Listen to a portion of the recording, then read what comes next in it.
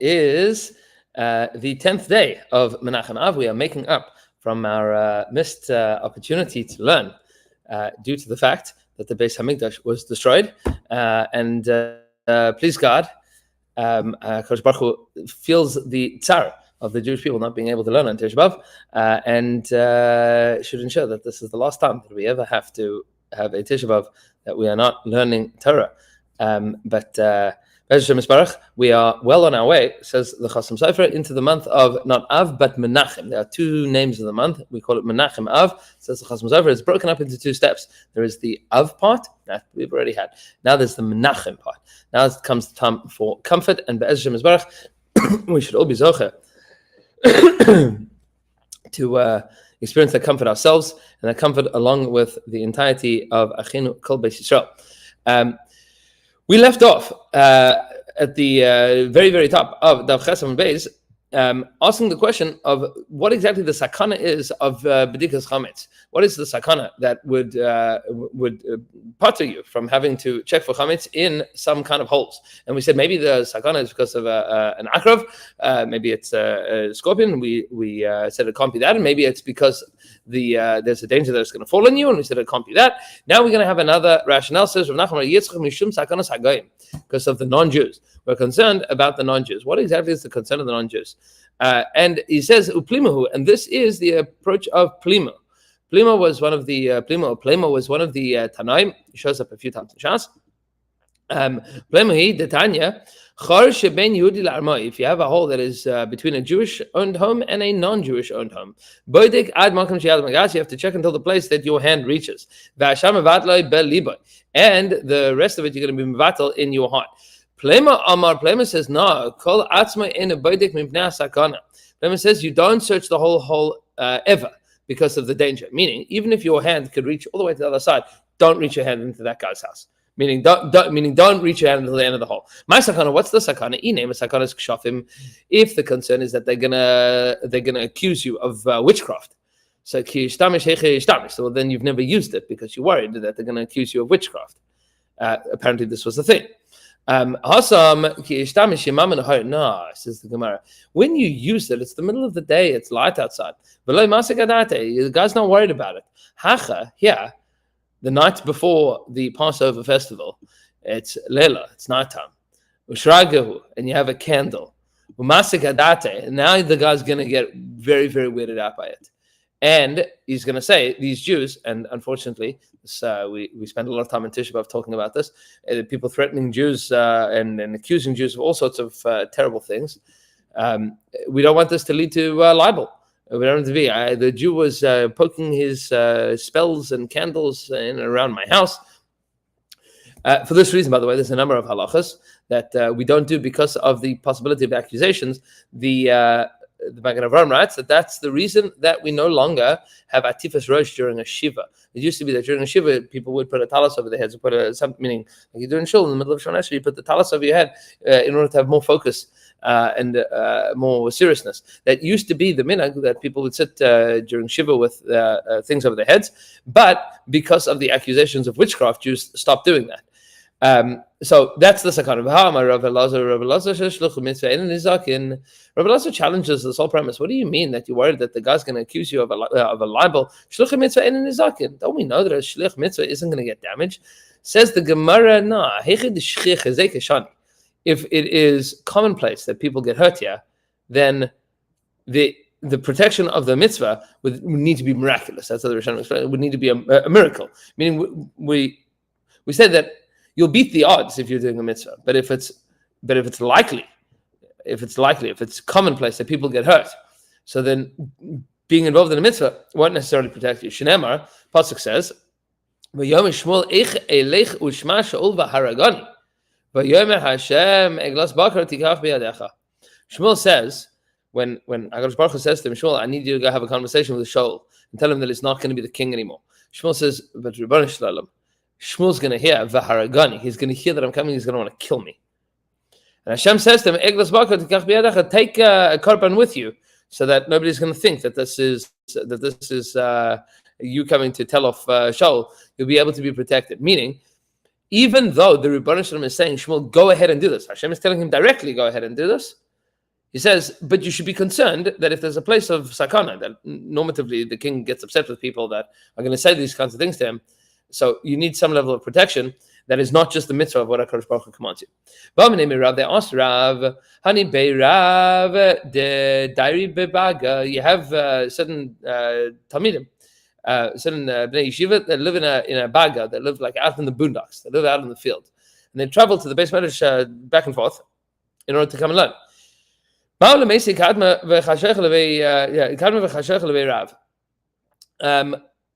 do you say about them coming early and late, meaning early in the morning or late at night, from the Lebei Rav to the house of the Rebbe, meaning Rav? Amalahu, he says to them, Nesu alai v'al tzavari. When they come, that's on me. It's on me and on my neck, meaning I can guarantee that they're safe. Nasal, but what about leaving? What about going home? Amalahu lo yadana. I can't say.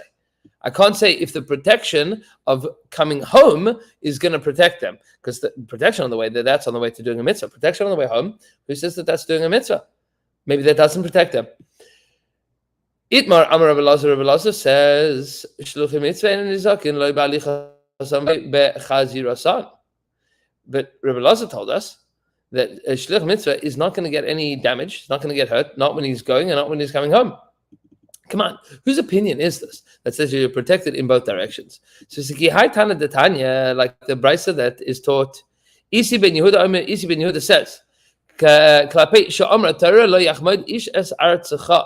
the Torah tells you that you have to come aliyah regel, you come 3 times, the whole Jewish people is going to leave the Golan and the Galil and the Darom and the Tzafon and the Mizrach Mar, they're all going to come.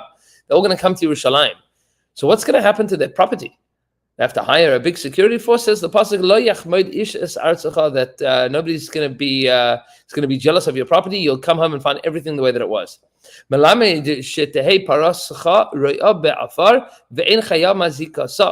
That means that your cow is going to be grazing in the field, and no wild animal is going to come and chomp on it.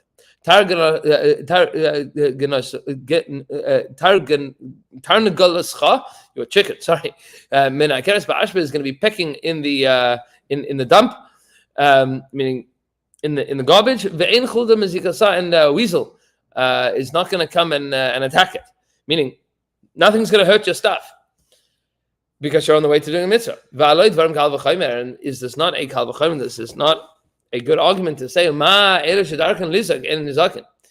wild animals and weasels who do damage. They're not going to damage. The Torah is promising that they're not going to do damage to you. With regards to people that don't usually cause damage, is there not all the more so that you'd be protected?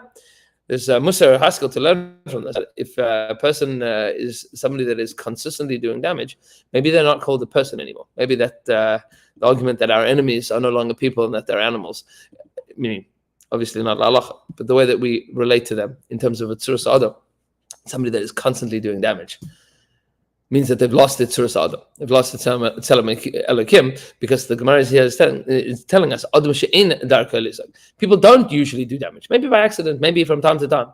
Normatively, they don't. Alachas kama v'kama, that you should be protected from them. It says the Gemara, "Einli ela ba'alicha bechazar minayin." I know that that's true on the way to the Beis Hamikdash. How do I know that I'm protected on the way back? Says the Gemara Talmud Lema, the pasuk says, "Ufanisa ba'boker v'alachta alecha." Fanisa ba'boker, you're going to turn in the morning, v'alachta alecha, and you go back to your tent. Melamed she'telech v'timtza olcha b'shalom. Means that you're going to go home and find that your oil, that your tent is still in peace, no problem.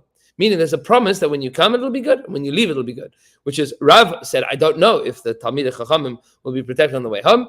And we have a brisa now saying, yeah, it seems that they are. But now the Gemara asks an interesting question. Now that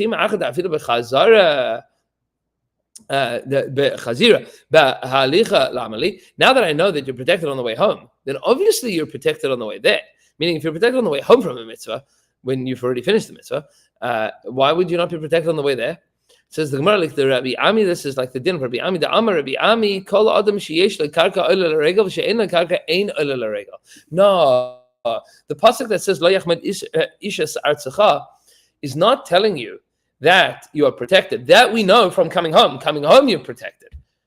So obviously you're protected on the way there. This is a different din, says Rabbi Ami.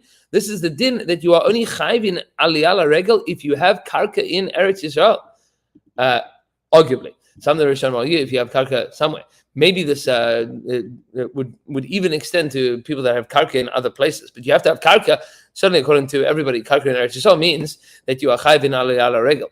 There are those that argue against the Tosfos. We discussed this on Shabbos HaGadol, and the Tosfos says that that Rabbi Yehuda and Maseri did not come from Bavel to Eretz Yisrael because Bnei Chutz La'aretz are not chayiv. They're not chayiv in Korban Pesach at all. And that seems to be a chiddush that the Tosfos invents. So there are those that argue that that's not, and we proved that that's not necessarily true. There's a lot of rights to that Tosfos, but many of the Achronim argued against that Tosfos and said, no, this is just the general din. What Tosfos is suggesting is just the general din that somebody that doesn't have karka, doesn't live in Eretz Yisrael, doesn't land in Eretz Yisrael, is not chayiv in aliyah regel. It's got nothing to do with Korban Pesach. It's got to do with aliyah regel. Nevertheless, says the Gemara further, Amar Rabbi Abin bar Rav Ada, Amar Rabbi Yitzchak. Says Rabbi Abin, in the name of Rabbi Yitzchak, Mipnei Ma Ein Peres Ginoisa Yerushalayim. Now, talking about, we had mentioned earlier about doing mitzvahs with ulterior motives, meaning you search for the chametz and you're also searching for a needle in your haystack. Says the Gemara, the way that HaKadosh Baruch Hu designed Yerushalayim is that it's good, but it's not the best. Meaning, the sweetest fruits of Eretz Yisrael do not grow in Yerushalayim. So that the people that come on Aliyah Regel, they come to Yerushalayim, Pesach, Shavuos, and Sukkot, shouldn't say, if not, it would have been enough. If we had come to Yerushalayim just to eat from the delicious fruit of Yerushalayim, that would have been enough. Nim says, Aliyah Shaloi Lishma. It comes up. It turns out that the aliyah would be shaloi lishma. You didn't do the mitzvah lishma. Yeah, now you said that the reason that I came, part of it was muddled with this personal enjoyment and pleasure. It means that the mitzvah was not done lishma. What exactly is the problem of the mitzvah not being done entirely lishma? Does that mean that you haven't been mekayim the mitzvah? Of course, you've been mekayim the mitzvah. But arguably, what that means is that you have not. You will not have the protection. You won't have the protection. This is what the Chasam Sofer quotes. It says, "Ein marasha shenidchak ma inyan zeh lekan." This is the marasha was bothered by this. This is Pashat Lefiani as deity. It seems obvious to me. That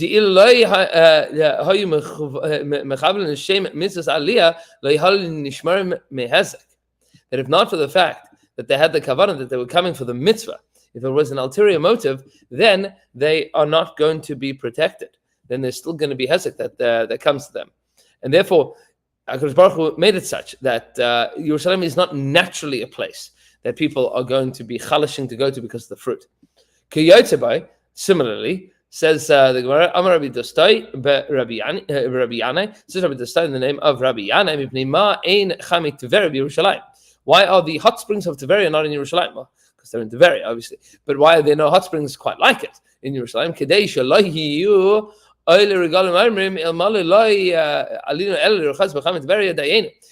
the only reason that we came to Yerushalayim was to have like this amazing natural hot spring bath experience, that would have been enough.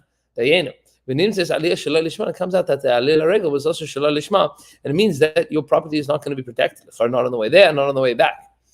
Says the Gemara, quoting from the Mishnah, into the next line that the Mishnah discussed after we said all the places that you need to check. And we had a machlokes Beisham Beis Hillel on the Beis Amud Aleph, which was shtei shuros, the two rows that you have to check in your cellar with regards to looking for chametz. Uvama amru shtei shuros v'chule. With regards to this din of checking the two rows, martif man de kashmei. So who said anything about a cellar? Meaning, why is the Tana talking about a cellar at all? We're just talking about B'dikas Chametz. Hachikam. This is what the Tana is referring to. Any place that you don't have to bring Chametz into, Ein Tzarich B'dika, doesn't need to be checked at all. And then the brayso that we learned earlier, V'otzos yain v'otzos shemen, nami Ein Tzarich B'dika, and the storehouses of wine and of oil don't need to be checked either. And where did we say that you do need to check the two rows of the cellar? mistapek, a place that you regularly bring in chametz, and that means a place that you would go to in the middle of the meal, meaning it's your storehouse of wine, but you bring in chametz because that's the cellar that you go to for the middle of the meal, replenishing. And then we had a machlokes from Beis Shammai and Beis Hillel, what exactly the definition of these shtei shuros are. Beis Shammai says shtei shuros, the 2 rows that we are talking about. What are they? Beis Shammai told us 2 rows across the whole cellar. What does it mean across the whole cellar? If you have in your mind at the moment that you have a 3-dimensional object, right? That's the cellar. And there are rows and columns, right? In your 3D, think of a Rubik's Cube, right? Big one. 20 rows, 20 columns, right? 20 deep. Where are the 2 shuras that you have to check? What are the 2 shuras? So Rav Yehuda says shtei shuras she'amru, with these 2 shuras that they said, min ha'aretz v'ad shmei kara. Go from the ground until the ceiling. 2 rows from the ground to the ceiling. Meaning, the 2 rows that at the bottom, if you're facing this big cube, it is the first row and the row immediately behind it from top to bottom, meaning a wall in front and a wall of barrels behind it. Rav Yochanan says, no, those are not the 2 shuras that we're talking about. So we say, shura achas kemin gam, that it is 1 row in front, and 1 row is kimin gam, makes it into looking like a gamma. I mean, the Greek letter gamma, which is like this. It's at a right angle. Means that what you are searching is the front wall of barrels and the top wall of barrels. So that what you have is the shape of a gimel. Top row and most outermost wall. There's a brayso that agrees with Rav Yehuda's interpretation of Beis Shammai. Rabbi Yochanan. There's a Tana that agrees with Rabbi Yochanan.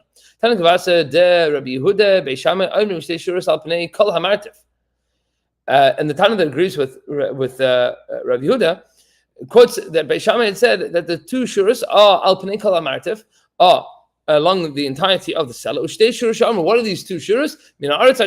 Go from the floor to the ceiling. There's another brayso that agrees with Rabbi Yochanan's interpretation of Beis Shammai. What is these 2 shuras throughout the cellar? The outer one that sees the door, and the top one that sees the ceiling. That which is further inside from that, and that which is below from that, doesn't need to be checked. And this is the 2 ways of understanding Beis Shammai. Neither of them, of course, halacha l'maaseh, because the generation afterwards they paskin like Beis Hillel. Beis Hillel says, shtei shuras achitzanis. The 2 outermost, rows, shehem ha'alyonos, which are the top ones. So, what are we prioritizing here? The topmost ones or the outermost ones? Where are these 2 rows? We'll see 2 opinions. Amar Rav says, we are talking about the top row and the row that is immediately below it. Those are the 2 top. Which Shmuel says, Elyona, the top one, and the one that is behind it, meaning nothing below it, but the one that is behind it, 1 step in. So Rav is saying that it is like this, and Shmuel is saying that it is like that. Says the Gemara, my time the Rav, what is the rationale of Rav? Because Rav is saying that Beis Hillel said the outermost ones. So I'm thinking, what are the outermost ones? That is the operating consideration. That doesn't say the topmost. That tells you that you don't need to look any lower than that. Meaning, you need to know the outermost ones that are the topmost ones, the 2 that are at the top, but nothing below that. Meaning the 2 top that are on the most external side of it. Shmuel says, you need to check the Elyona, the top one, and that which is immediately behind it. My time, what is the rationale? Daik Elyonis, because Beis Hillel says, Elyonis, the top ones. Didn't also say the outermost ones. So Gavasad to tell you that you don't need to look any further inwards, meaning you just need the top 2 that are at the top row facing the ceiling. Rav Chia taught like Rav, v'kula tanai tana kavasa d'Shmuel, and everybody else disagreed. They thought like Shmuel is correct. V'hilchasa kavasa d'Shmuel, and the halacha is like Shmuel. And that, my dear student holy friends, takes us to the end of Daf Ches Amud Beis, and it also takes us to the end of our first Mishnah of Amud Yomi. Be'ezras Hashem Yisbarach. Tomorrow morning we are going to be beginning with the Mishnah on Daf Tes Amud Aleph in BRS West at 6:15 a.m. And HaKadosh Baruch Hu should help us that in the schus of packing in our limit hadara, making sure that we are not falling behind, that we should have hatzlacha in all of our learning. And looking forward to seeing everybody tomorrow morning. The questions on the chat, I'm going to try to get back to this evening, and everybody should have a marvelous night. We should be zocha to see Nechamas Yerushalayim Binyan Beis Hamikdash B'mher B'Aminu. Laila Tov.